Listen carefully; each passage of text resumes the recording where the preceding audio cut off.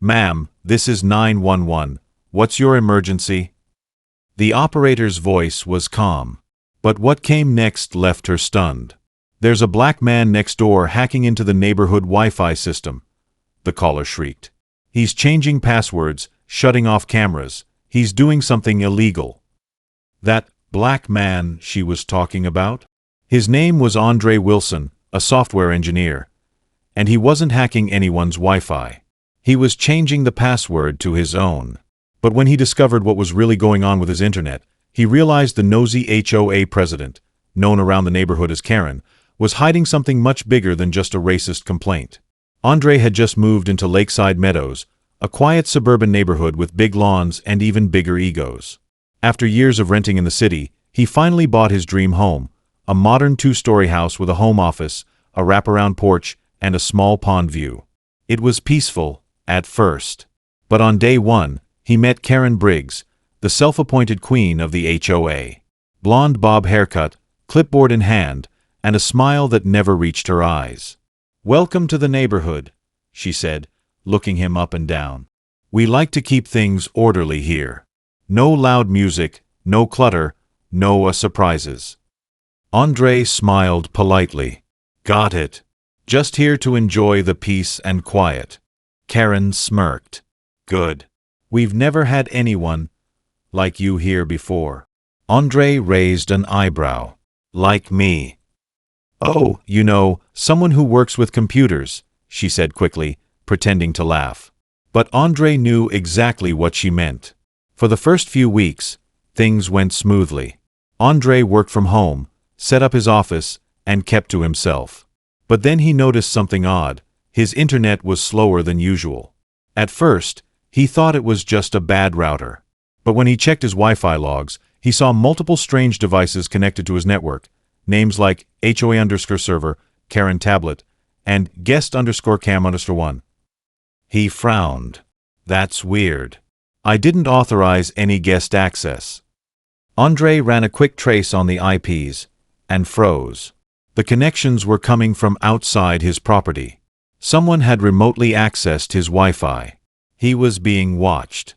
Andre immediately decided to secure his network. He reset his router, changed his password, and enabled encryption strong enough to protect a government server. Within seconds, all the strange devices disconnected. Problem solved, or so he thought. That same afternoon, his doorbell rang. It was Karen, again, with 2 HOA board members behind her. "Mr. Wilson," she said sharply, "we've had reports that you've tampered with the neighborhood Wi-Fi system." Andre blinked. "The neighborhood Wi-Fi?" Karen crossed her arms. "Yes. Our HOA maintains a shared security network. All residents must stay connected for safety reasons. When you changed your password, you shut down several of our community cameras." Andre's eyes narrowed. "Wait, are you saying your HOA has access to people's private Wi-Fi?" Karen smiled smugly. "It's in the fine print of your homeowner agreement. You should have read it." Andre folded his arms. "So you're telling me you've been connected to my network this whole time?" Karen shrugged. "For neighborhood monitoring. Perfectly legal." Andre's tone turned cold. "Not if you're accessing my private devices, it's not." Karen sneered. "Well, until you fix it, you'll be fined $500 for disrupting community services." Andre stared at her. "We'll see about that." That night, Andre began digging deeper. He used his cybersecurity software to check exactly what kind of data had been accessed through his Wi-Fi. What he found made his stomach turn. Hundreds of log entries showed external access to his home security cameras, smart doorbell, and even his work laptop. Someone had been spying on him. And worse, some of those logins traced directly back to Karen's house. Andre took screenshots, saved logs, and backed up everything. He had enough evidence to file a serious complaint. But the next morning, before he could even make the call, he looked out his window and saw flashing lights. 2 police cars pulled up in front of his house. An officer stepped out. "Sir, we received a 911 call about a cybercrime in progress." Andre frowned. Cybercrime? What are you talking about? Your neighbor, Ms. Briggs, reported that you were attempting to hack into HOA systems. Andre laughed in disbelief. She called the cops because I changed my Wi-Fi password? Karen came running out of her house, pointing dramatically.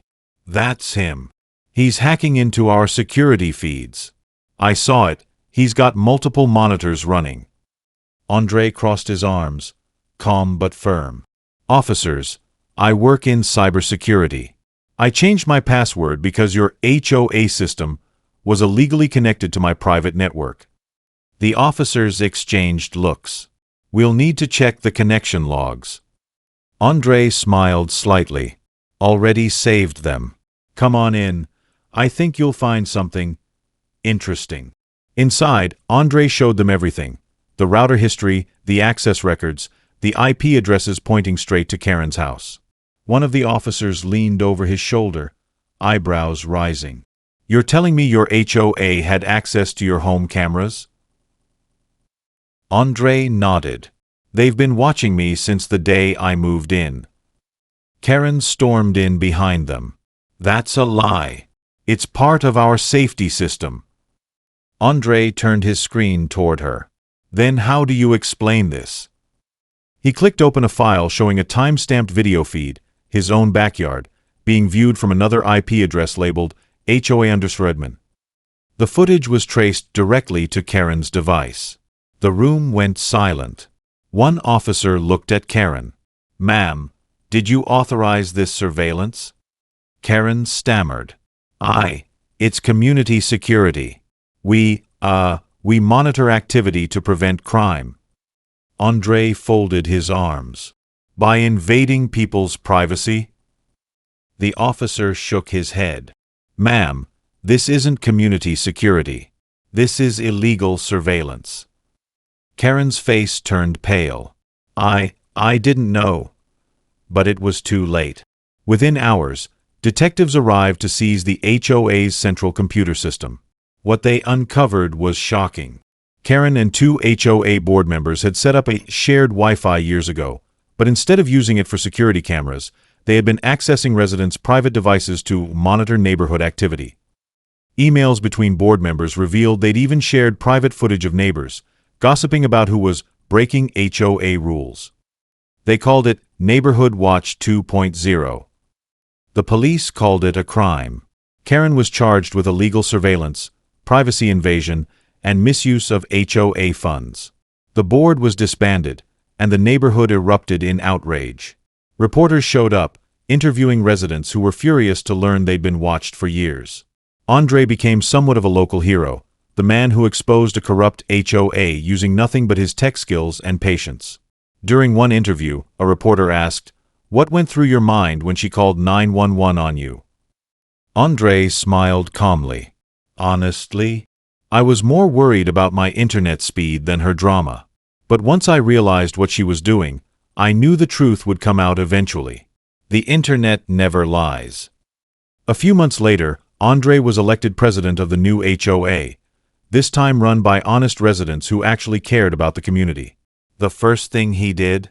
Install a legitimate, transparent security system, one that respected privacy and operated under clear consent. And the new network name? He called it Freedom Fi. Every time someone connected, they saw a message that read, "Respect privacy.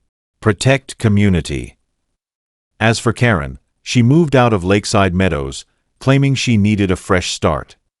Andre watched her U-Haul drive away from his porch, sipping coffee, shaking his head with a quiet smile.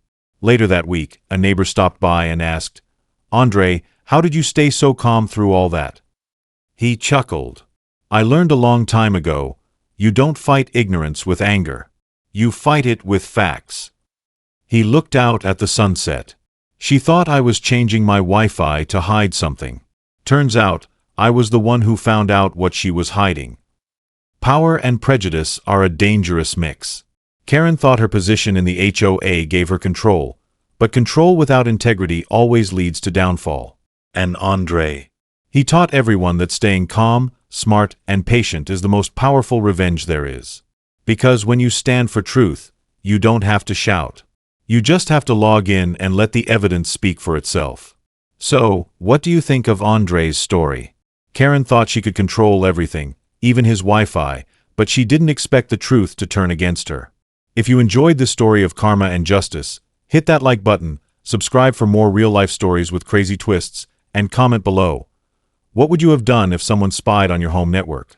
Until next time, stay smart, stay safe, and always protect your connection.